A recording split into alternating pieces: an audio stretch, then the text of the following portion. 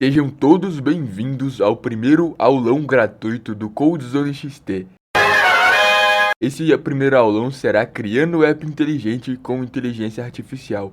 E o melhor é que a gente vai utilizar o React Native, Expo e o Google Gemini, que é a inteligência artificial do Google para isso. Vamos ser bem objetivo, o que será construído nesse aulão será esse aplicativo aqui, que ele é um scanner de problemas em carros. Ou seja, você vai conseguir tirar fotos de carros e ele vai, por meio de uma chamada para a inteligência artificial, trazer para você os possíveis problemas naquele carro. E é isso que a gente vai construir. Vamos já começar, vamos ser bem objetivo nesse aulão gratuito para vocês aprenderem o máximo de coisas possíveis. Eu preparei aqui esse guia bem completo, com passo a passo para a gente construir esse projeto. Então a gente vai criar de forma bem dinâmica o projeto. O primeiro passo seria criar um novo diretório, ou seja, criar um novo projeto para a gente por linha de comando ou por interface. Eu vou usar a linha de comando, eu vou acessar aqui o meu terminal. Eu gosto de utilizar o Git Bash. Vou acessar uma pasta que eu quero, colocar Side Projects aqui mesmo. E vou criar esse projeto. Eu vou copiar aqui o que está escrito aqui e colar aqui. Ah, já tem um projeto com esse nome. Eu vou colocar então Carabug Scanner de tutorial. E depois vocês podem observar que se a gente for, o segundo passo seria navegar até ele, até o diretório. Então eu vou fazer esse processo aqui. Carabug Scanner tuto. A pasta tá vazia, como vocês podem perceber. A estrutura vai ficar assim. Eu vou abrir esse projeto no editor de código da minha preferência, que no caso é o VS Code.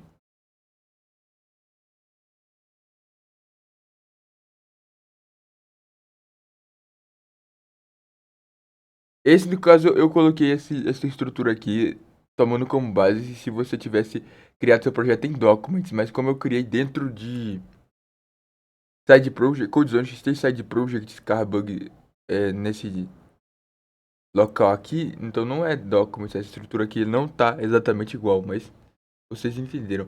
Bora para a parte de configurações da API. Definir bibliotecas. Crie um arquivo requirements na raiz do projeto. Dá pra gente criar ou por interface ou por terminal. Eu vou criar por terminal. Esse arquivo aqui, requirements.txt. O próximo passo seria colocar o conteúdo desse arquivo. Vamos colocar o conteúdo dele, que serão as bibliotecas que a gente vai utilizar. A gente vai utilizar o GUnicorn, o GUnicorn. A gente vai utilizar o GUnicorn, o Flask Core, o Erkzeug, que é uma biblioteca bem interessante para que fornece para a gente algumas coisas para tratar de requisições na hora de montar nossa API, que a gente vai montar com o Flask. E o GUnicorn seria como se fosse um servidor HTTP para expor a nossa aplicação, nosso back-end no caso. Esse Google Generative AI seria a inteligência artificial do Google, no caso o Gemini, o SDK do Gemini. E o Request seria a biblioteca para a gente fazer de fato as chamadas HTTP. No caso, a gente vai utilizar ele para poder obter o arquivo por link. Mas no futuro a gente vai mostrar de forma mais clara sobre isso. O segundo passo desse tópico seria criar arquivo de variável de ambiente. A gente pode copiar aqui e no nosso terminal, também na raiz do projeto, o conteúdo será Gemini API Key. Então a gente vem aqui no nosso projeto, coloca essa variável de ambiente. O terceiro passo seria a gente acessar o site a seguir e gerar a nossa API Key. Primeiro a gente precisa de vir nesse site aqui, aistudio.google.com, e concordar com concordar com os termos. E aqui, quando vocês já tiverem logado numa conta Google, vocês podem clicar aqui em Get API Key. Create API Key, ok. Create API Key in new project. Criar uma chave de API para um novo projeto. E aqui está a nossa API Key. A gente copia ela e cola aqui. Perfeito.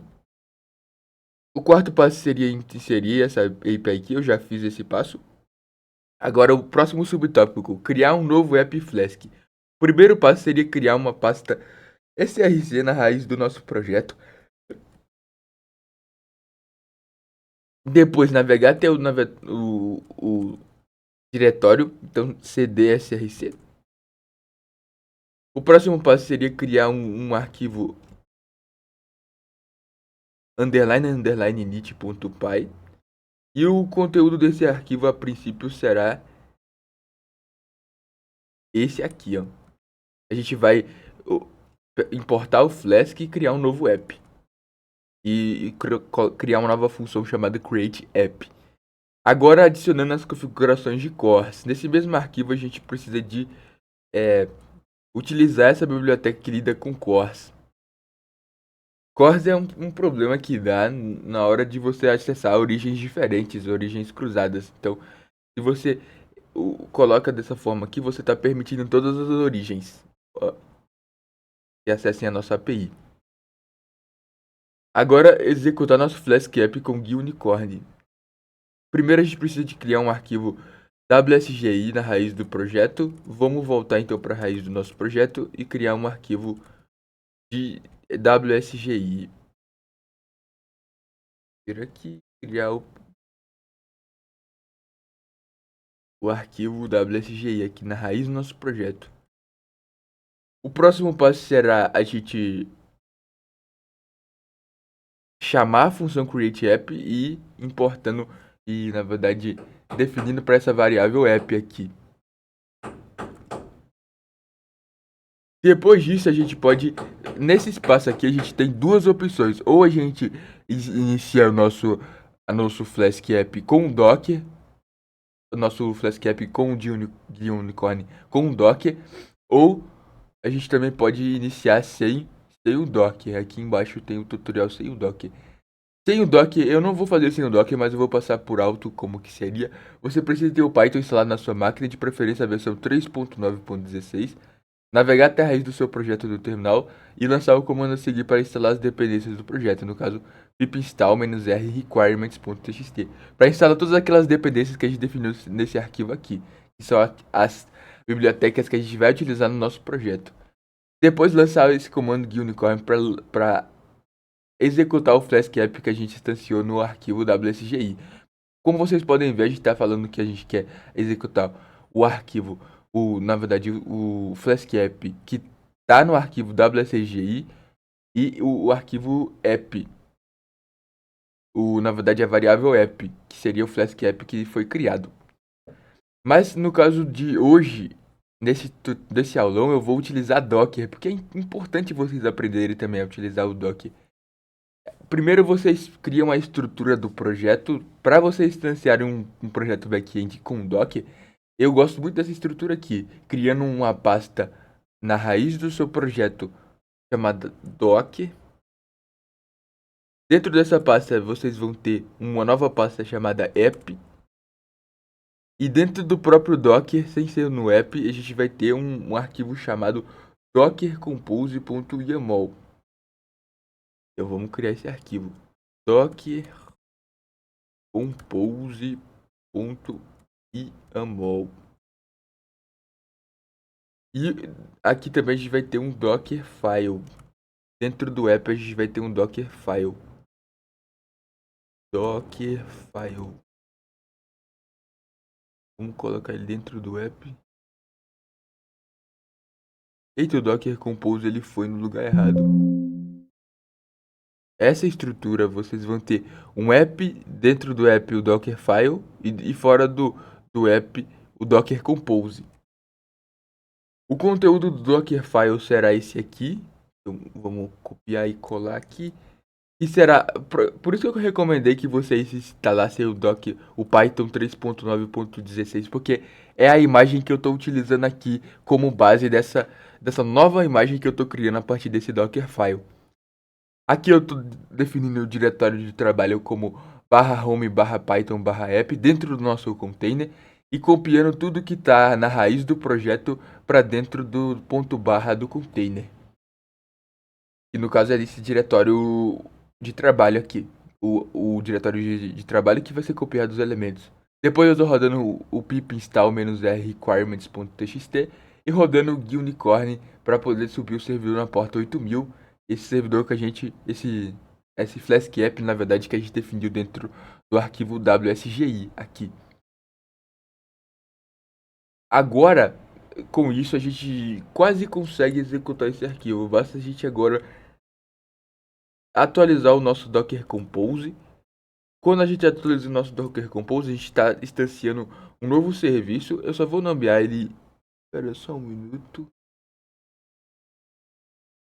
Eu vou nomear ele de esse serviço de Carbug Scanner Tutor Restart Always para sempre restartar. O arquivo de variáveis de ambiente, esse arquivo aqui, que está na raiz do nosso projeto, que é uma pasta, um diretório anterior, o .env, na raiz do nosso projeto. O local onde está o Dockerfile para buildar a imagem vai estar dentro do. Eu estou colocando como contexto a raiz e pegando da raiz a pasta Docker, acessando a pasta app e acessando esse Dockerfile aqui. Estou expondo a porta 8000 e compartilhando o volume da raiz do nosso projeto com esse diretório dentro do container. Esse diretório /home /python dentro do container. É como se fosse que uma pasta, a minha pasta do computador pessoal está compartilhando elementos tá com vínculo com a pasta de dentro do container que vai estar rodando. Quando a gente salvar isso, salvar esse arquivo aqui também, salvar tudo, a gente já pode, lá se a gente voltar no guia, a gente pode executar dando Docker Compose up. Para a gente executar, a gente precisa de estar dentro da pasta Docker. Dando Docker Compose up. É importante destacar que vocês precisam de estar com o Docker instalado. Então, eu estou utilizando o Windows, então eu uso esse Docker Desktop aqui. Para instalar ele é bem tranquilo, eu não vem ao caso desse tutorial, mas vocês podem seguir os guias e é bem tranquilo de instalar. Vamos então dar o Docker Compose Up. Ele vai seguir os passos aqui, vai instalar as bibliotecas que a gente precisa. E quando ele terminar, eu volto.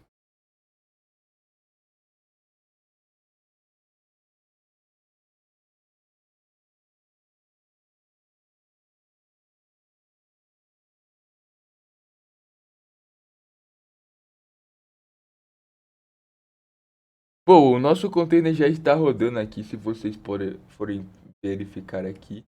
Ele já está saudável aqui. A gente consegue acessar o terminal dele. Para vocês verem que aqui é exatamente naquela pasta lá. A gente pode abrir o terminal, dar um ls. Viram que o diretório de trabalho tá esse aqui, que a gente definiu aqui, ó. E todos os elementos da raiz estão aqui. Docker, requirements, src, wsgi, tudo que tá aqui na raiz. Que a gente fez aquele copy lá dentro do Dockerfile. Agora a gente pode navegar aqui, ó, e perceber que a gente está dentro de app, dentro de Python e dentro de home. Então, se a gente for em /home /cd /cd app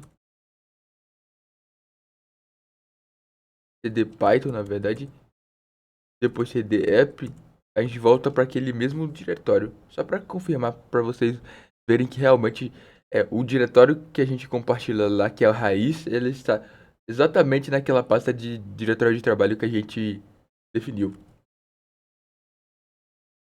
Tudo certo até agora, já conseguimos criar o nosso projeto, o nosso app Flask e subir ele. Agora é a etapa de criar as nossas rotas. A gente tem que criar um arquivo root, uma pasta root, na verdade, dentro de. Eu vou criar pela interface agora, dentro do src.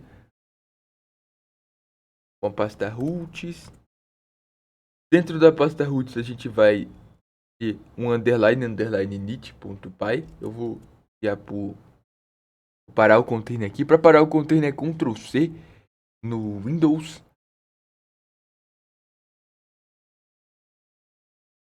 E agora eu vou acessar o diretório. Então cd ponto para voltar a um diretório e acessar a pasta src. Dentro da pasta src eu vou acessar a pasta roots e lançar para criar o arquivo. E além disso a gente vai criar também um arquivo chamado roots.py. Já vai ter esses dois arquivos aqui. Agora a gente vai definir. A estrutura fica assim, como vocês podem ver, ficou exatamente igual. Bora então pegar o conteúdo aqui das rotas. O roots.py ficará assim. Vou pegar aqui todo o conteúdo e já explico para vocês, linha por linha, o que cada coisa faz. Primeiro, essa parte inicial, a gente está definindo, a gente está recebendo um Flask App aqui por parâmetro e anotando nesse Flask App. Esse import aqui não vai funcionar, então eu já vou comentar ele. Não vai funcionar por enquanto, porque a gente ainda não criou os utilitários. E aqui a gente vai... Aqui, na verdade, a gente está atribuindo criando uma nova rota para o nosso Flask App, que seria /Gemini. Os métodos aceitos nessa rota são o método get e o método post.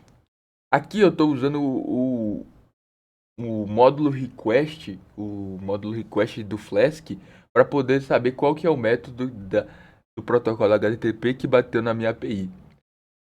Então eu uso esse request.method para isso.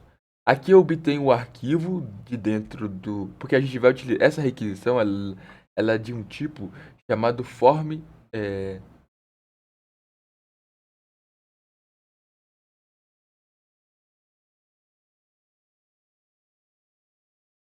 Essa requisição ela é do tipo multipart form data.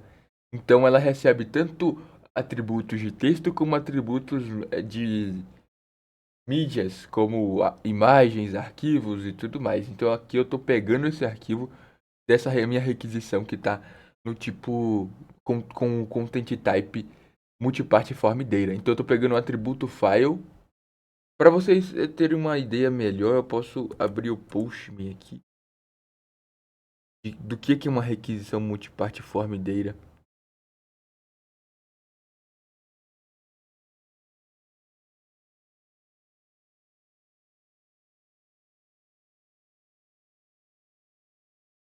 Essa é uma requisição multipart form data. Percebam que o cabeçalho de content type ele é multipart form data. E aí eu posso passar arquivos aqui para essa requisição.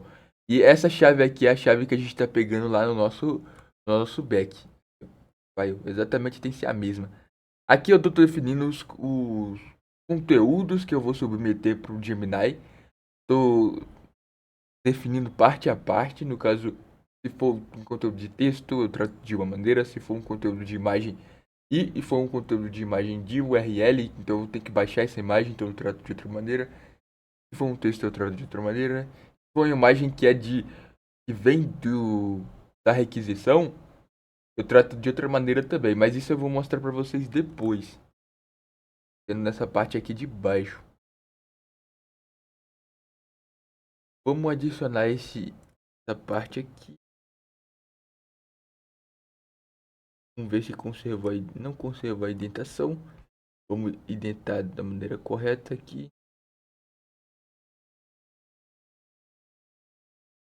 Tem que estar nesse nível. Tem que estar dentro do...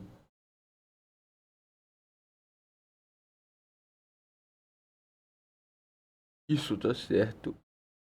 Conteúdo. Content. Aqui a gente está iterando sobre esse array de conteúdos. No caso, a gente só tem uma chave nesse array de conteúdos, que no caso é essa primeira parte, mas poderiam ter mais. Por isso que a gente está iterando. Aqui a gente está pegando a parte, o número da parte e a parte em si. No caso, cada uma dessas partes aqui.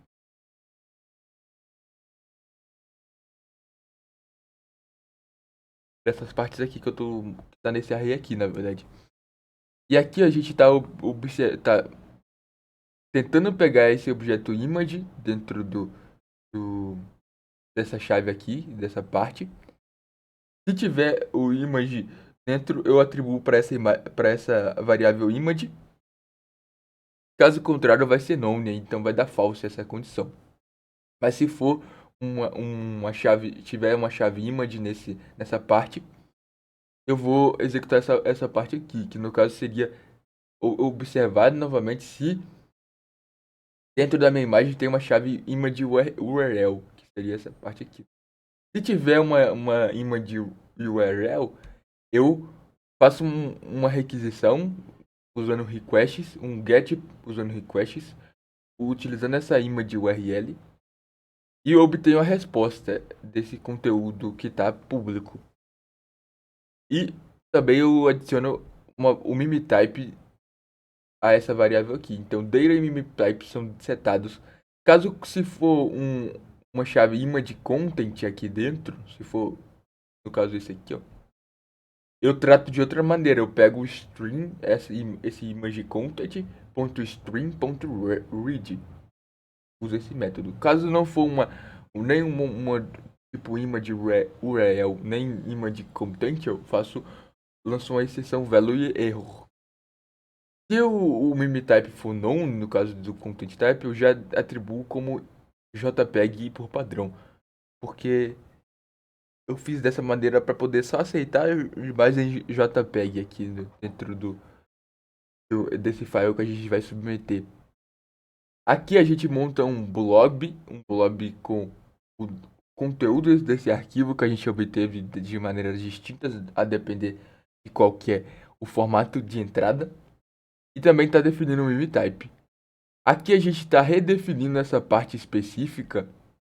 No caso, por exemplo, da imagem, a gente está redefinindo para essa posição desse array de partes para esse novo conteúdo que a gente criou. Então, ao invés de ter, por exemplo, no caso dessa chave, dessa parte aqui, ao invés de ter essa chave dessa forma aqui, nesse mesmo local vai ter uma chave inline block aqui com esse blob aqui, entenderam? Nesse mesmo local. Então vai ser o array tá como se fosse sofrendo um map. Então tá passando desse formato aqui pro formato que a gente vai consumir no Google Gemini. Depois disso, a gente submete esses conteúdos pro nosso SDK. Depois eu vou comentar com vocês esse model que a gente importa aqui em cima. Que a gente vai criar como utilitário na próxima etapa. E utilizando o método desse modelo, o generate content, que seria para a gente chamar o nosso Gemini. Esse generate content vai retornar para a gente uma resposta. Essa resposta a gente vai passar como texto e fazer um split de ponto e vírgula, porque a gente definiu aqui em cima que a lista de componentes, ela usando uma técnica de engenharia de prompts de few shots, a gente está definindo o modelo ou o formato que a gente quer que seja entregue a resposta. Então a gente está indicando para ele que a gente quer que os componentes danificados eles sejam entregues separados por ponto e vírgula. Então aqui embaixo eu só estou fazendo com que essa resposta, essa lista de conteúdos, componentes estragados no veículo, sejam transformadas em um array a partir da divisão pelo divisor de ponto e vírgula, pelo separador ponto e vírgula. É isso que eu estou fazendo aqui. Dessa forma aqui, a gente concluiu o nosso arquivo de rotas e concluiu a nossa chamada ao Gemini também. Já está tudo certo para a gente fazer. Só falta a gente criar os utilitários. Mas antes eu queria testar com vocês essa rota para vocês perceberem que ela já está funcionando. Eu vou comentar toda essa parte aqui e já vou só lançar um return access como true. Quando bater a gente utilizar o push nesse endpoint aqui, vai retornar o success como true. Vamos lá testar, vamos acessar a nossa pasta doc, cd doc, cd doc. Deixa eu dar mais cd doc e dar um docker compose up. Mas antes, eu esqueci de fazer um detalhe aqui. Eu preciso de definir essas rotas lá no nosso init. Se a gente for lá observar o nosso guia, o próximo, a próxima etapa seria fazer com que o, definir o nosso, as nossas rotas lá no underline init. Aqui, ó. Vai basicamente obter esse método setup roots e colocar nessa raiz do nosso da nossa pasta roots para facilitar o import. Agora seria a etapa de criar os nossos utilitários, mas eu vou pular ela rapidão, depois eu volto nela. Só vou acessar aqui a etapa de iniciar as nossas rotas, que seria dentro de src. A gente vai ter que atualizar o nosso underline init. Aqui dentro de src tem um underline init. Esse underline init não está com as nossas rotas sendo iniciadas. Então a gente pode fazer esse processo aqui para iniciar nossas rotas. Aqui vocês podem perceber que a gente está importando aqui de ponto, a gente está importando tudo na verdade dessa pasta rotas, na verdade da raiz dessa pasta rotas. Então a gente está basicamente pedindo esse import aqui desse arquivo aqui. E o roots, na verdade a gente está indicando aqui que a gente quer essa raiz aqui, importar as rotas desse arquivo que está nessa mesma altura, nessa mesma hierarquia de pastas, nesse mesmo local. E a gente está importando a pasta roots, essa pasta aqui. No caso, quando a gente importa uma pasta que tem o underline init, é como se fosse a gente está indicando que a gente está importando esse arquivo de raiz dessa pasta. E aí a gente pode chamar aquele método do setup roots que a gente importou ele aqui e definiu ele aqui. E passando o app, nosso Flask app, para anotar nossas rotas que a gente definiu naquele arquivo nesse Flask app. Feito isso, a gente já consegue fazer nossa chamada HTTP para cá. Vamos fazer nossa chamada. E ele responde como success, como true. Perfeito, a gente já está com praticamente tudo definido para a gente começar na verdade, para a gente concluir a nossa API. Só tá faltando, na verdade, uma coisa que seriam os utilitários. Então vamos voltar aqui no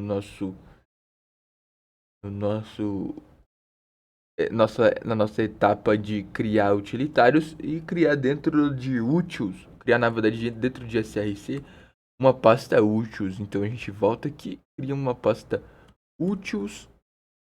Dentro dessa pasta úteis, a gente cria um arquivo chamado touch, um arquivo na verdade chamado init, .py, init, e dentro daqui também a gente cria um novo arquivo .py, que seria esse AI Model. Dentro desse AI Model a gente pode definir de fato o nosso modelo de inteligência artificial.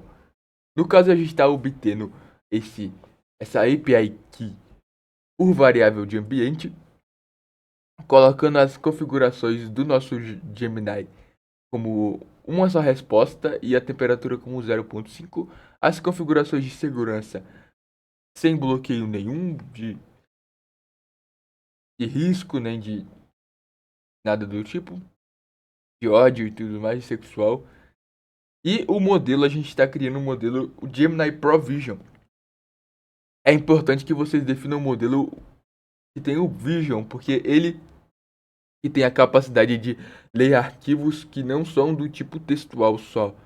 Ou seja, ele aceita mídias de outros mimitypes, de outros tipos, uma imagem JPEG e tudo mais. Então é importante que você defina esse modelo. E aqui a gente está importando o módulo, o SDK do Google Gemini para Python, que a gente instalou lá, e definindo criando um novo modelo de IA, passando as propriedades que a gente quer. E aqui a gente está atribuindo a essa variável model.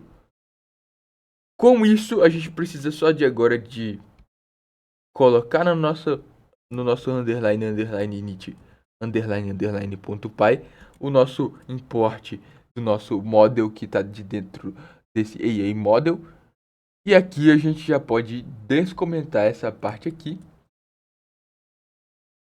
E já vai estar pronto para a gente poder fazer os nossos testes. Já vai estar tudo certo aqui para a gente já rodar nossa API. Mas antes, como... Deixa eu pensar aqui. Aqui a gente já pode... Deixa eu... Aqui. Essa aqui já é uma imagem que eu...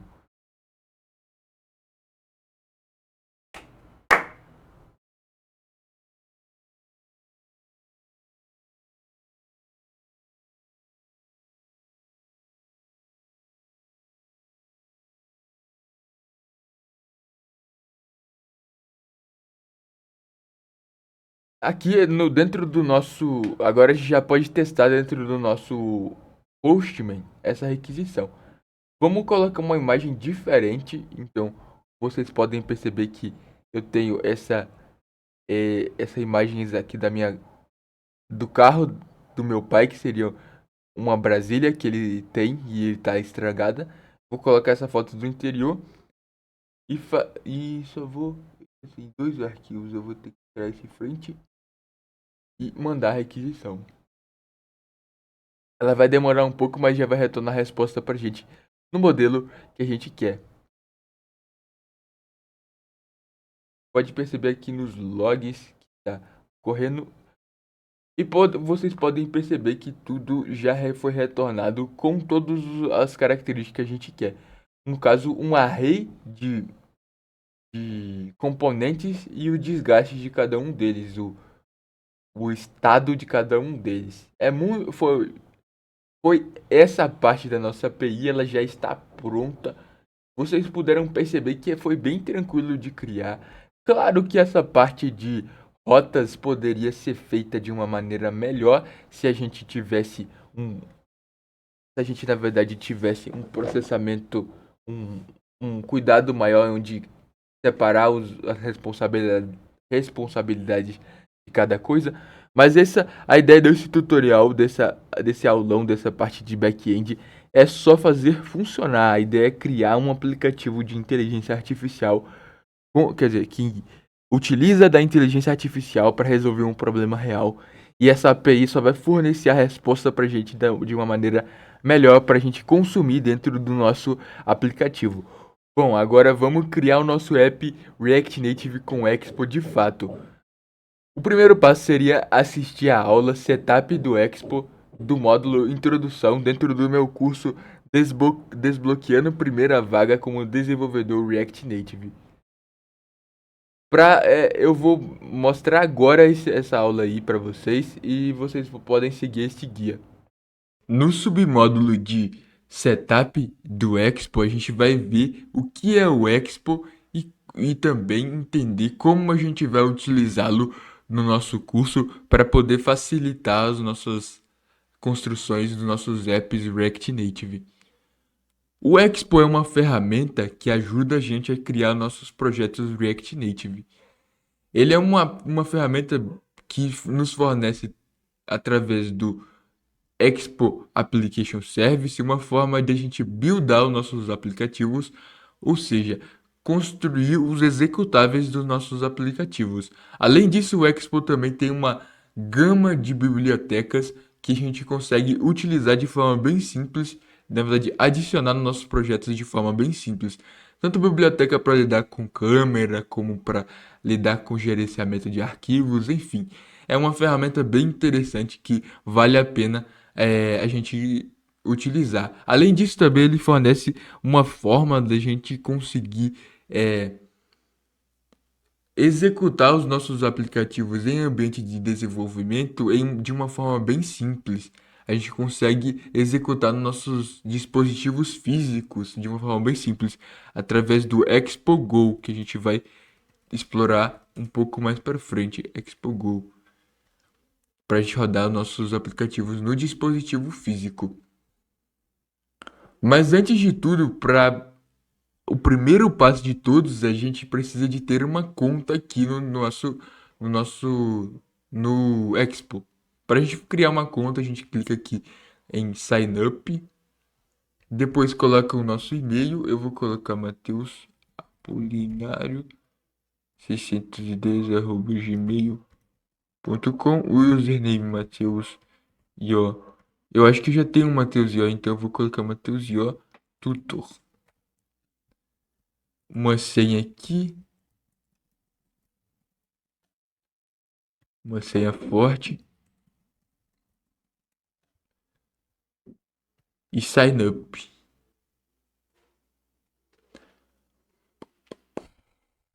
Pronto, já criamos uma conta aqui no Expo.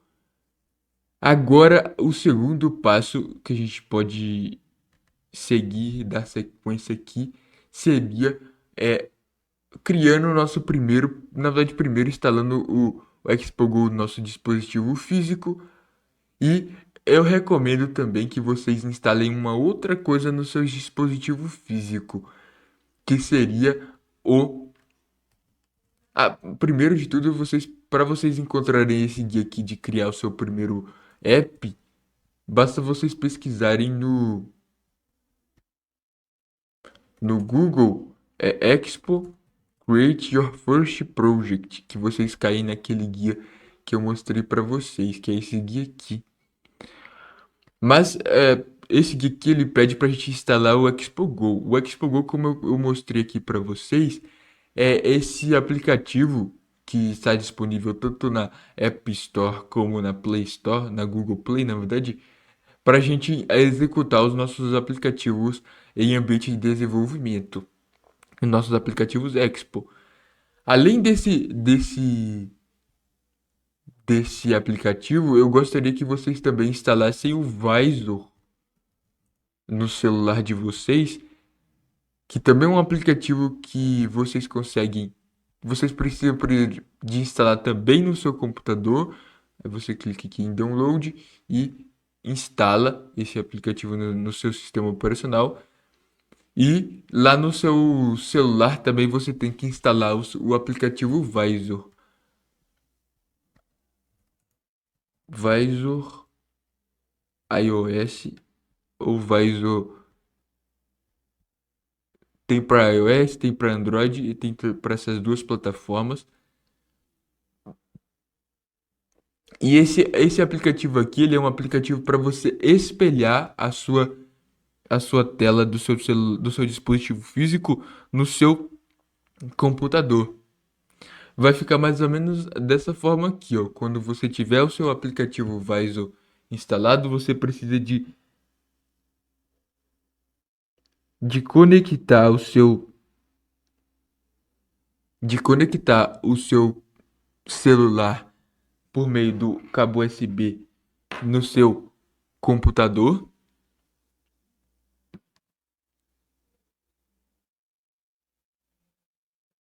Que eu vou fazer isso agora para vocês. Pronto, vocês podem perceber que o meu celular ele foi conectado pelo cabo USB e vocês podem clicar em aceitar se ele pedir alguma coisa de. Você precisa também ativar o modo desenvolvedor, mas ele mostra a sequência de passos dependendo do seu celular, porque é diferente se você tiver um iOS ou se você tiver um Android. E aí depois de instalar, vocês clicam em Visor no computador de vocês e ele já vai identificar o dispositivo de vocês.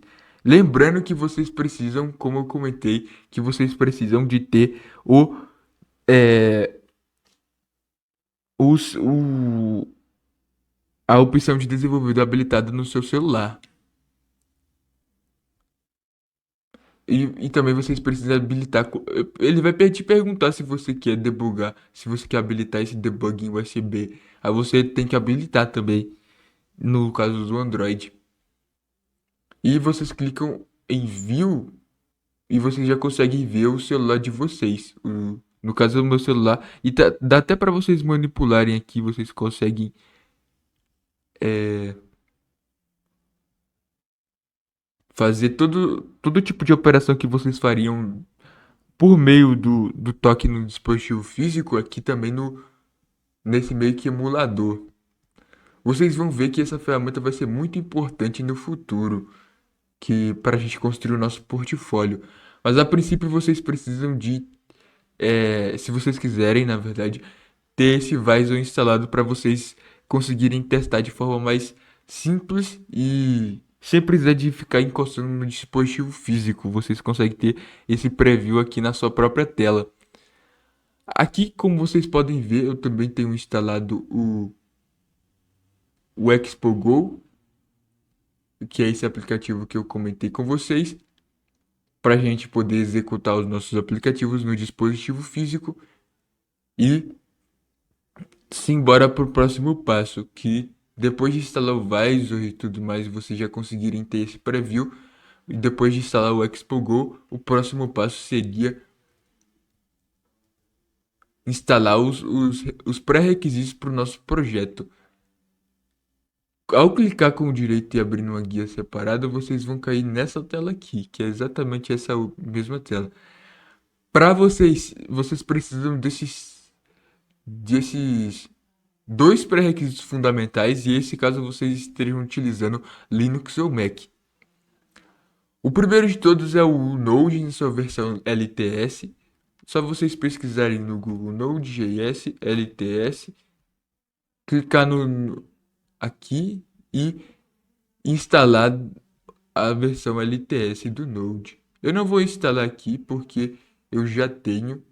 Você pode também colocar outros tipos de download e instalar de formas diferentes, selecionar o sistema operacional e tudo mais, mas é importante que vocês tenham o Node na versão LTS. No caso, eu tenho um Node um pouco mais antigo, para vocês conferirem se o Node de vocês está instalado, basta vocês abrirem o terminal e darem um Node menos V. No caso, meu Node está na versão 18.16.1, mas não, mas vai dar para rodar tranquilo sem precisar de atualizar. E depois também uma coisa que é instalado também com o Node, que é o npm. Vocês também têm que conferir se ele está instalado na máquina de vocês. É o npm-v. Depois disso, de conferir que você está com o Node instalado, vocês vão instalar o Git. Como no último vídeo eu já mostrei como instalar o Git e tudo mais, é só vocês jogarem o comando git-v para poder ter a certeza que vocês têm o Git instalado na máquina de vocês. Depois a gente já pode continuar com o tutorial. Porque eu não estou utilizando o Mac nem Linux, então não preciso desse Watchman.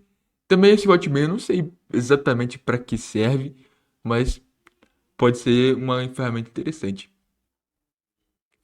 Bom, eu não vou seguir esse guia aqui para poder para poder criar o projeto. Essa parte do guia aqui, só peguei essa parte inicial, porque a gente vai criar o nosso projeto utilizando esse guia aqui, que é Install Expo Router. É só vocês precisarem na internet também. Mas todos esses links eu vou deixar na descrição, mas se vocês quiserem pesquisar na internet, Install Router, que é essa documentação aqui, onde é exatamente depois de vocês fazerem os passos da aula, instalarem o Expo, o Go, instalarem o Visor caso queiram, que no caso é essa ferramenta aqui, espelha o nosso celular dentro do nosso computador e tudo mais, a gente já pode passar para a parte de criar de fato o nosso projeto. Vamos criar utilizando o template que é o template seguindo esse guia aqui, que seria o Star Expo Router. Então a gente vai navegar até a raiz do projeto. No caso, eu vou criar um novo terminal aqui para a gente não se perder. E em Documents, Code Zone, Side Project e Car Bug Scanner Tuto. É o que a gente estava mexendo. Pronto, na raiz do nosso projeto a gente vai lançar esse comando aqui, npx create expo app @latest e o template tabs e 51. Esse 51 aqui seria da versão do Expo. Então, no caso, a gente está criando um novo projeto na versão 51. O nome do projeto eu vou colocar como sendo Mobile. E ele já vai fazer a instalação das todas as dependências pra gente e já vai deixar no jeito pra gente poder criar app, o nosso app. Pronto, criou o nosso projeto. Se a gente for ver lá dentro do nosso projeto no na raiz do nosso projeto, a gente consegue ver que já está criado esse app utilizando o template que a gente selecionou. No caso, essa pasta mobile aqui. Para a gente executar, a gente pode acessar essa pasta mobile e lançar o seguinte comando. Esse comando aqui, ó. npx expo start.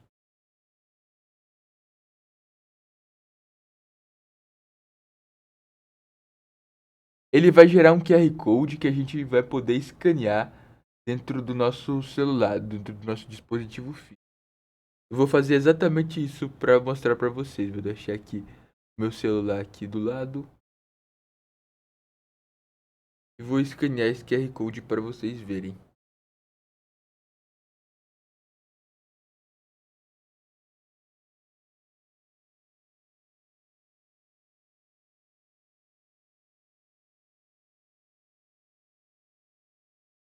Não sei se deu para ver, mas eu coloquei para poder escanear o QR Code. Eu cliquei em Scan QR Code, se eu não me engano, dentro do Expo Go e apontei a câmera para esse QR Code do terminal.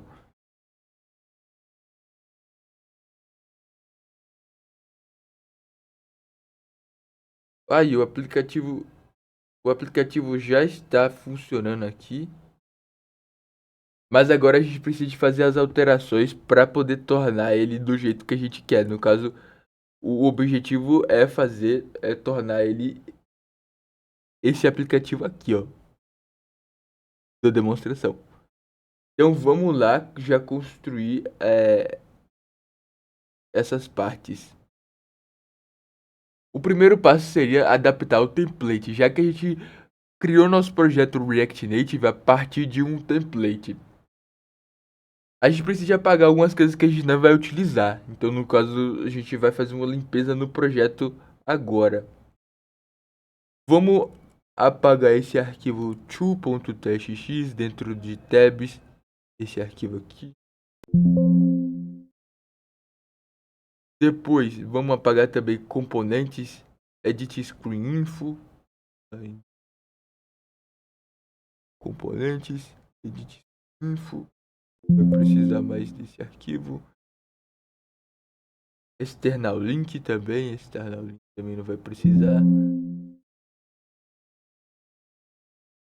External link. Style de text também não vai precisar.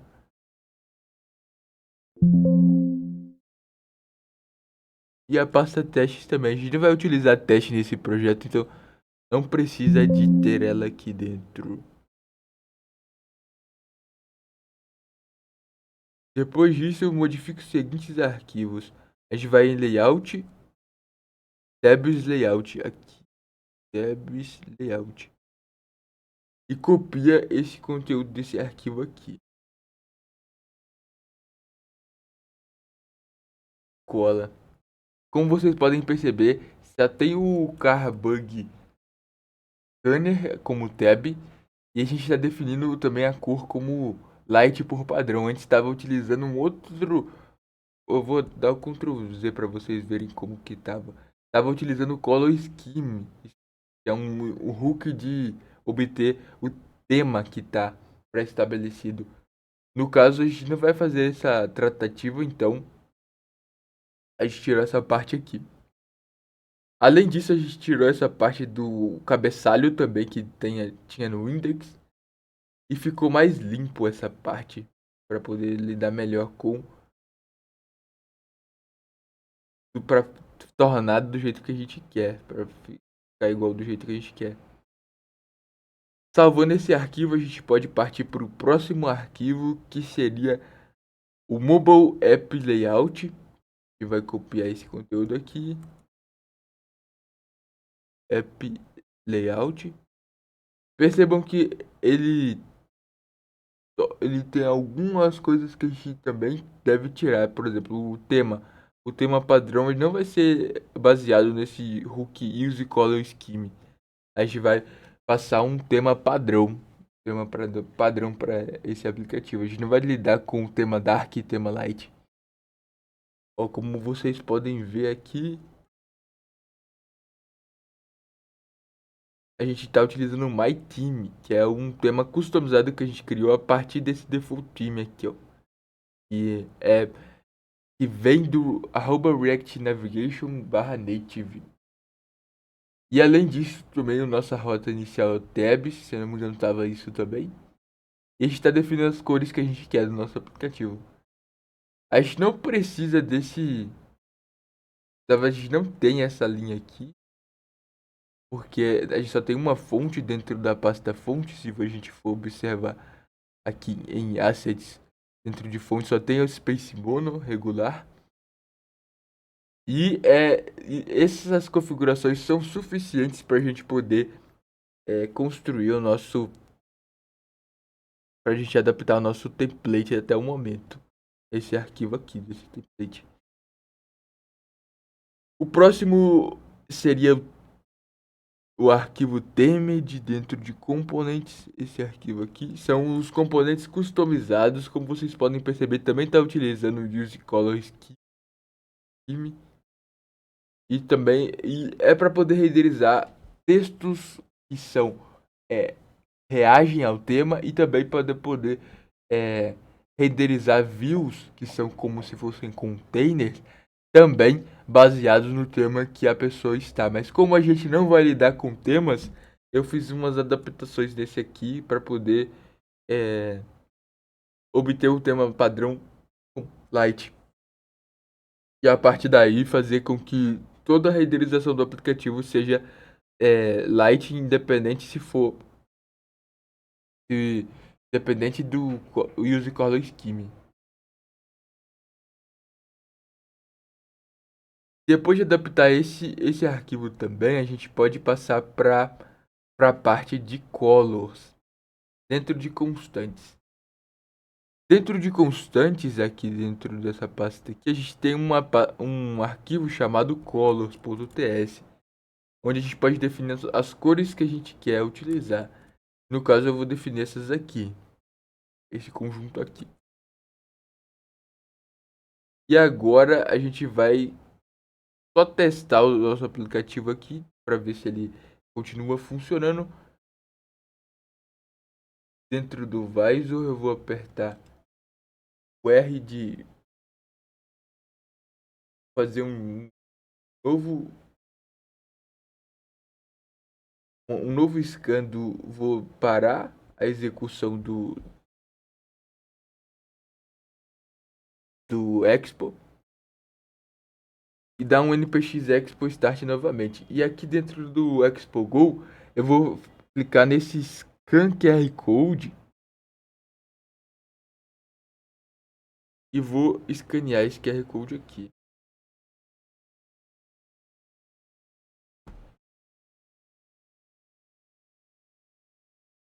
Deu um problema. Deixa eu ver qual o problema que deu. Edit screen. Ah, o modal ele tá pedindo esse edit screen. Então vamos lá no modal que ele fica aqui. E vamos remover essa importação aqui e remover esse componente aqui também. Depois disso a gente pode fazer um reload no nosso aplicativo, tá apertando R dentro do terminal. E ele já vai estar aqui. Deu outro erro, eu disse que o info também está no index dentro de tabs. Vamos remover ele aqui também.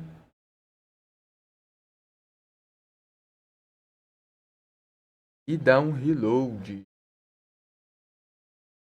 Para poder dar um reload é R dentro do terminal. E já fazer o reload da aplicação de vocês. Agora foi. Como vocês podem perceber, já está com a cara bem parecida com o que a gente quer, que é aquela ideia de ter o botão aqui embaixo, uma tab só, escrita Carbug Scanner.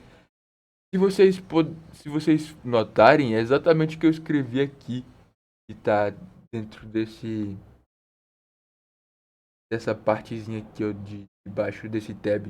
Então, a navegação eu explico melhor no curso, mas a navegação dentro do Expo Router funciona dessa maneira. A gente consegue definir tipos diferentes de navegação. Como vocês podem notar, a navegação externa ela tá por stack, duas stacks, que seria essa pasta esse conjunto de rotas que trabalha com tabs, e essa navegação externa que trabalha em formato de pilha, que é o de stack. Mas eu explico melhor dentro do curso essa parte. Vamos seguir o tutorial porque a gente quer de fato criar a parte funcional onde a gente captura a imagem e envia para o nosso back-end. Agora a gente vai entrar na etapa de criar o app de fato, onde a gente vai construir as coisas que são necessárias para tornar aquele aplicativo funcional. Dentro de componentes, dentro de Atomos, a gente vai criar um arquivo chamado primarytext.tsx. Vamos lá, dentro de componentes, a gente vai criar uma nova pasta chamada Atoms. Eu vou copiar o path completo porque ele já cria pra gente essa parte. A gente eu só tem que tirar essa parte aqui. Eu tenho que... Aí eu coloco aqui e tiro essa parte inicial. Ele já vai criar um arquivo. Eita, ele criou uma pasta .txt. Eu vou apagar aqui e criar manualmente, que seria a pasta Atoms. Dentro da pasta Atoms, criar esse arquivo aqui, primary.tsx. E esse arquivo vai ser só um texto utilizando a fonte que a gente definiu lá no underline layout, que seria essa fonte aqui, que a gente importou ela a partir dos nossos assets fontes. Ele só tem esse fonte family diferenciado. O próximo passo seria criar dentro da nossa pasta de constantes, uma nova constante. E o nome dessa nova constante vai ser um novo arquivo de constantes, que seria o remote apis.ts. Esse remote apis.ts ele vai ser a base URL vai ter o nosso o link onde está o nosso back-end, uma referência para o nosso back-end. Para a gente fazer isso de forma local, expor isso de forma local, a gente vai precisar do Windrock para fazer as nossas chamadas da nossa API, porque ele faz com que a nossa porta específica do nosso computador esteja exposta. E ele também atribui um certificado SSL para um link que ele gera. Então a gente consegue fazer chamadas criptografadas a partir dessa exposição da porta 8000 do nosso computador pessoal. Então é uma ótima ferramenta de testar a nossa API de um local diferente do localhost. Então vamos supor que você está querendo fazer uma chamada, no caso do nosso aplicativo que está rodando em um local totalmente à parte. Ele, que no caso está rodando dentro do nosso celular, ele quer fazer chamadas para nossa API que está dentro do localhost do nosso computador. O Windrock ele vai fazer o seguinte, ele vai expor a porta que você quer. Essa porta ela vai receber um domínio com certificado SSL, que seria o HTTPS, criptografada, portanto. E a gente vai conseguir fazer com que esse link ele seja incluído no nosso aplicativo e as chamadas que forem feitas vão ser direcionadas para esse link e esse IndieRock ele vai conseguir resolver esse problema de redirecionar para o nosso localhost. Então é só vocês instalarem para a ferramenta de vocês e lançar o seguinte comando dentro do terminal de vocês. No caso eu vou abrir um novo terminal. Lembrando que a aplicação de vocês deve estar rodando na porta 8000. Aqui eu tô com a aplicação rodando na porta 8000. Então, aqui nesse novo terminal, vocês basta lançar o Windrock HTTP 8000 e já vai expor a porta 8000. Esse é o link que ele gerou para a porta 8000 do meu localhost. Perceba que ele está tunelando, fazendo uma espécie de redirecionamento deste URL que ele criou com o certificado HTTPS para o localhost 8000. E é exatamente um encaminhamento para essa porta mesmo que a gente quer que seja feita. Copiando o link, a gente pode voltar no nosso API, nossa pasta, no nosso arquivo de remote APIs e colar esse link que foi gerado. Já vai estar apontando para o local correto agora, a gente já vai conseguir fazer nossos testes. Agora a gente vai criar um serviço dentro da pasta, dentro do nosso projeto, a gente vai criar uma pasta service aqui dentro do mobile. Vou criar uma pasta service. Essa pasta services vai ter um arquivo chamado submitphoto.ts e esse arquivo aqui ele vai ter esse conteúdo aqui que vai ser uma chamada utilizando o módulo fetch. Essa chamada utilizando o módulo fetch que é padrão dentro do React Native. E a gente pode utilizar na verdade essas constantes aqui, essa constante que a gente declarou, que no caso é essa aqui, ó, que é apontando para o nosso back-end, para poder fazer nossa chamada, utilizando o endpoint que a gente quer, no caso o Gemini, que é exatamente o mesmo que a gente está utilizando aqui, ó, para fazer a nossa chamada. Então, e a gente quer que seja um post e que o content type seja multipart form data. Que é exatamente o que a gente está declarando aqui no Postman. Percebam que é exatamente a mesma coisa que a gente está definindo aqui. E o body tem que ser form data. Para a gente fazer um form data dentro do nosso React Native, a gente precisa de pegar o arquivo que ele vem por... No caso, a gente está recebendo por parâmetro. Definir o name um name para ele, image.jpg, por exemplo. E o type dele, que é image/jpg. Isso aqui seria o meme type do arquivo. Depois vocês instanciam um novo objeto formData e coloca o formData.append esse file data aqui. Já é suficiente para a gente fazer esse mesmo processo aqui de incluir o file dentro do nossa requisição do tipo multipart form data. Depois, essa requisição aqui, esse processamento aqui, ele é assíncrono. Ou seja, eu preciso de esperar que essa chamada seja concluída e eu obtenha uma resposta para isso. Então, a gente chama dentro do ambiente JavaScript que isso é uma promessa que resolve quando o processamento conclui com sucesso ou com falha. Esse ponto DEM é um indicativo que, quando essa promessa for resolvida com sucesso, eu quero que eu processe essa resposta e transforme essa resposta em JSON. Esse método aqui também gera uma promessa, então a gente faz um novo DEM para poder receber a resposta desse processamento aqui, dessa transformação dessa resposta em JSON. JSON é JavaScript Object Notation, então notação de JavaScript. Dentro disso, eu estou chamando o método resolve para poder passar essa resposta que vem desse processamento da chamada com a transformação de JSON para a minha promessa que eu instanciei aqui fora.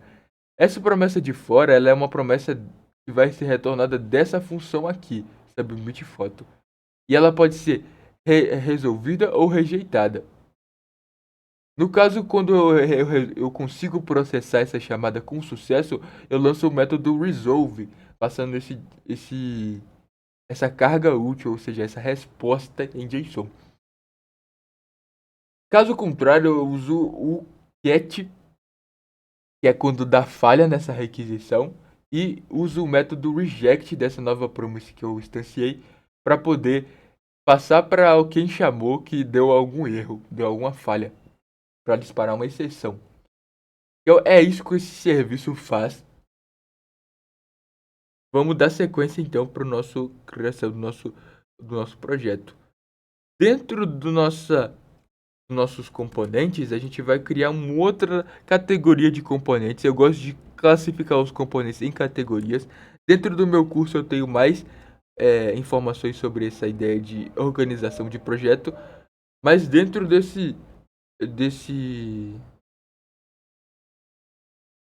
dessa pasta de organismos, a gente vai criar um novo organismo chamado câmera.tsx. Esse câmera.tsx é um arquivo que vai contemplar aquela parte realmente que vai exibir a nossa câmera. Eu vou já copiar todas as partes, eu separei em partes diferentes. E aqui também as estilizações.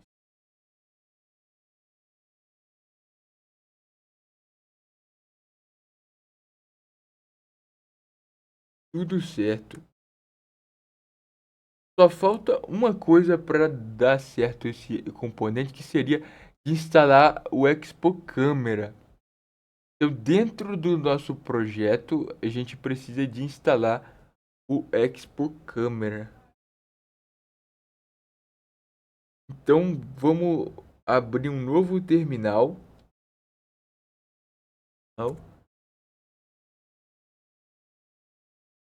Na verdade, eu vou fazer o seguinte, eu vou usar aquele terminal que já estava rodando, vou parar a aplicação, parar no caso o projeto React Native e instalar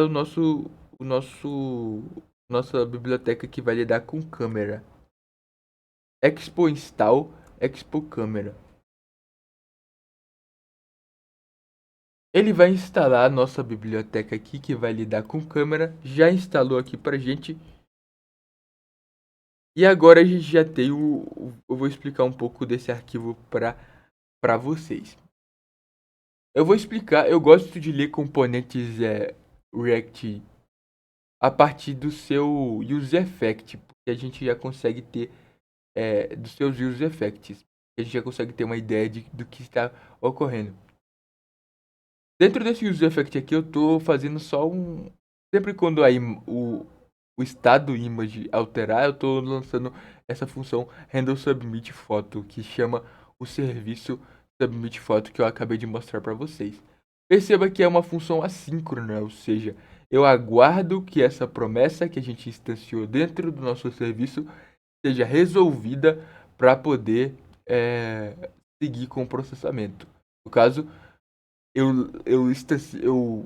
seto para esse novo estado result a resposta que eu recebi de dentro da minha chamada. Perceba que dentro da nossa chamada a gente tem essa chave result.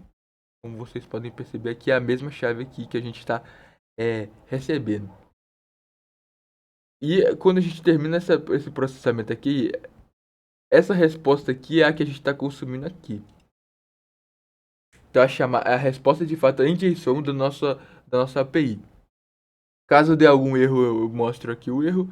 E também defino o load como true no começo e load como false. Caso dê certo ou errado, que é esse finally aqui, ele indica que se der certo ou errado, eu quero que o load ele fique false. E dentro quando eu começo a tentativa, que é por meio desse bloco try-catch, a tentativa de execução dessa promessa, eu defino o load como true para poder fazer aquela ideia de carregamento. Mostrando agora a parte dos estados que a gente criou, que eu criei no caso, foram esses estados aqui. O primeiro seria para indicar qual que é a- o lado da câmera que eu quero utilizar. No caso, eu quero utilizar a parte traseira, a câmera de trás. A gente tem o Use Permissions, que vem do Expo Camera, que é um hook de dentro do módulo Expo Camera para poder lidar com as permissões que a gente precisa de conceder para utilizar a câmera do usuário. Esse outro estado é o estado de image e temos uma referência para câmera também, que é o componente que eu vou mostrar para vocês abaixo. Depois a gente tem um objeto de um outro estado, que é usando o hook useState do React, e o tipo dele é um conjunto de strings e vocês viram que a gente define ele quando a gente termina de processar a nossa chamada, a nossa API, ele retorna um conjunto de strings e a gente seta nessa variável aqui. E temos o loading, que é um booleano, true ou false. Dito isso, se ele não tiver permissão, eu só renderizo uma view vazia, caso ele tenha negado as permissões. Se a permissão for granted ou ele realmente ele concedeu as permissões, eu faço essa.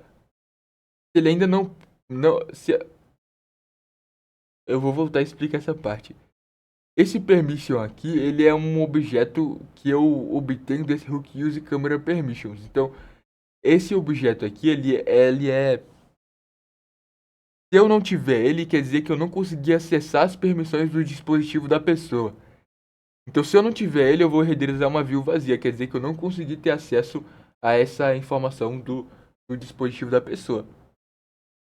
Agora, se não for concedida, se eu conseguir acessar o local onde eu guardo as permissões do celular da pessoa e não foi concedida a mim ainda, eu faço com que renderize esse container aqui. Esse container aqui, ele vai pedir, ele vai perguntar, ele vai, na verdade, solicitar que as permissões do usuário, que você precisa de permitir que o aplicativo use a câmera para poder fazer o processo de captura da imagem e tudo mais. Para isso, eu coloco um botão aqui embaixo que chama essa função Request Permission. Quando a pessoa clica nesse Grant Permission, nesse Request Permission, eu vou chamar essa função deixa eu ver, essa função aqui de dentro do Use Camera Permission, que vai solicitar a permissão de uso da câmera para o usuário. Se ele aprovar, eu renderizo essa parte aqui de baixo, esse componente de fato. Dentro desse componente, se a imagem não for, se eu não tenho ainda uma imagem definida, eu renderizo esse camera view, que seria realmente o componente que vai renderizar a câmera e os botões para a gente poder fazer o processo de captura da foto. Aqui temos dois botões, o tirar foto e o inverter câmera. O inverter câmera, vamos começar pelo inverter câmera, que ele só troca essa variável facing para back para front e faz um toggle entre esses dois formatos. E Take Picture, que é de fato tirar foto, ele basicamente pega a referência, que eu estou usando o useRef para poder é, referenciar esse camera view, que esse camera view ele vem do Expo Camera, camera view. E aí uma referência é como se fosse um ponteiro para um componente específico do React. Eu quando eu uso esse camera ref, todas as vezes que eu indicar ele dentro do meu código, eu estou me referindo a esse componente aqui. E aqui eu passo também o facing e o style, que eu vou mostrar para vocês depois, essa parte de estilizações. Aqui dentro do Take Picture eu basicamente indico se esse componente, essa referência para esse componente existe e se ela é uma variável que está aqui declarada e se ela é uma variável que tem um componente vinculado a essa, que está referenciado em algum componente. Esse current indica isso. Se esse current for null, quer dizer que eu não consegui vincular essa referência a nenhum componente, então ele não consigo fazer os processamentos. Aqui dentro eu chamo o método takePicture assim que dentro do método, dentro do meu desse componente expo e desse componente do expo camera que é o camera view e seto a imagem para minha variável image caso dê tudo certo. Caso dê errado eu lanço um erro no console e tudo certo. Essa imagem sendo alterada eu vou chamar essa função quando eu tiro uma foto. O useEffect ele vai ser disparado porque no array de dependências desse useEffect eu tenho o image ou seja, todas as vezes que o meu estado image modificar, eu vou chamar essa função aqui dentro. Essa arrow function aqui dentro. E se a imagem ela não for nula, eu vou usar o handle submit para poder fazer essa submissão dessa imagem para a minha API e essa API vai retornar uma resposta, um resultado. Quando eu não tiver uma imagem, quando essa imagem não for nula, eu também vou carregar, caso o loading esteja, eu vou carregar minha box de resultado. Caso o load esteja ativo, eu vou carregar um texto escrito carregando em cima, na parte de cima. Caso o result esteja disponível, ele não seja nulo, eu vou fazer um map de cada um dos elementos de texto e exibir na minha interface por meio desse primary text aqui. Uma view para cada um desses meus conteúdos do meu array. E aqui embaixo eu tenho um botão de tenta novamente que ele faz o reset da interface. Esse reset da interface basicamente seta a imagem para null. E é isso que é o componente. Aqui são as estilizações. Eu não vou comentar tanto sobre estilizações aqui dentro dessa aula, mas eu vou passar aqui para vocês darem pause no vídeo e copiarem as estilizações. Qualquer coisa tem no meu GitHub também, as estilizações. Essa parte aqui não é tão relevante pra gente. Tem tudo no meu curso explicando direitinho as propriedades. Mas vamos então fazer o último passo do nosso guia, que seria a parte de modificar o index.tsx dentro dos nossos tabs. Deixa eu mostrar para vocês, dentro dos nossos tabs a gente tem um index. E esse index a gente tem que fazer algumas modificações nele. No caso, pegar o componente que a gente acabou de criar, colocar o separator e o modo dark. E aqui as estilizações. O status bar, na verdade, como dark. Feito isso, a gente já tá tudo certo para rodar nosso aplicativo. Ele já vai rodar da maneira correta. Se a gente for lá no terminal, é o que tá. Esse aqui, usar o npx expo start. Vou botar para vocês verem aqui. Eu vou fechar esse aí, né, que eu acabei de criar e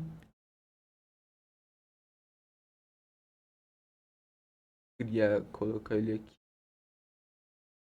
fazer o scan do QR Code.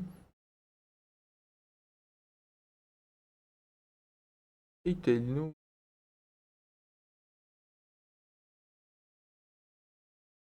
não tinha carregado ainda. Tinha recarregado o projeto ainda.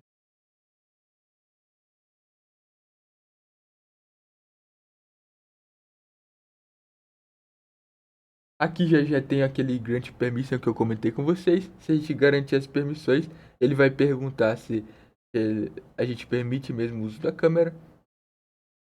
Se a gente permitir, ele já vai conseguir utilizar a câmera do nosso celular. E aqui a gente pode, quando a gente tirar a foto, vou colocar também o terminal do dentro dessa tela também o terminal do back-end para vocês verem que a chamada foi feita no nosso back-end. Eu vou tirar uma foto do computador, mas ele, eu não sei o que ele vai retornar, o que o Gemini vai retornar a partir dessa tiragem de foto. Ele vai carregar aqui, carregando o nosso, nossa resposta. Percebeu que ele fez? Acabou de fazer um post por barra Gemini. Ó, ele conseguiu teclado desgastado, touchpad desgastado, carcaça arranhada. Muito interessante, né? E isso conclui o nosso. Se a gente clicar aqui em tentar novamente, a gente pode tirar uma nova foto. Inverter a câmera, a gente usa a câmera frontal. Inverter a câmera. Eu vou tirar uma foto do terminal, vamos ver o que ele vai ficar carregando.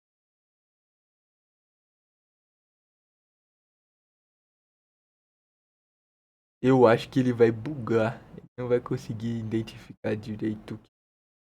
Vidros trincados e sujos, retrovisores quebrados, faróis. Eita, ele deu uma delirada aqui agora. Mas concluímos então o nosso workshop sobre criando. Vou voltar lá na minha página. O nosso workshop criando um aplicativo, criando um app inteligente com inteligência artificial, usando React Native, Google Gemini, Docker, Flask. A gente utilizou muita coisa, aprendeu também um pouco sobre o Indie Rock, conheceu o Visor. Muita coisa interessante. Mas esse é só o começo, porque eu faço um lançamento muito interessante nesse final desse aulão, para quem ficou até aqui. Que é o CodeZone Full Access, que será o meu pacote completo de todos os cursos que eu criei até agora, todos os materiais que eu criei até agora, de pagando apenas o valor de uma vez. Você paga só uma vez e você tem acesso a todo o conteúdo que eu produzi até agora, todo o conteúdo pago que eu produzi. Dentro desse conteúdo pago tem o meu curso que é Desbloqueando Primeira Vaga com o Desenvolvedor React Native. Esse curso tá sensacional, você vai avançar muito mais no que a gente viu hoje dentro do aulão. E também você vai ter acesso ao e-book Método 8020 para a construção de software. Você vai ter acesso a um outro e-book, Guia Definitivo para Vencer o Burnout. Além disso, você ainda vai ter acesso a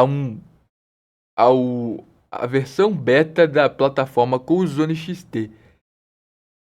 Lembrando que esse pacote é super exclusivo para os eventos dentro do meu canal CodeZone XT, então não perca essa oportunidade de garantir o acesso ao grupo de membros beta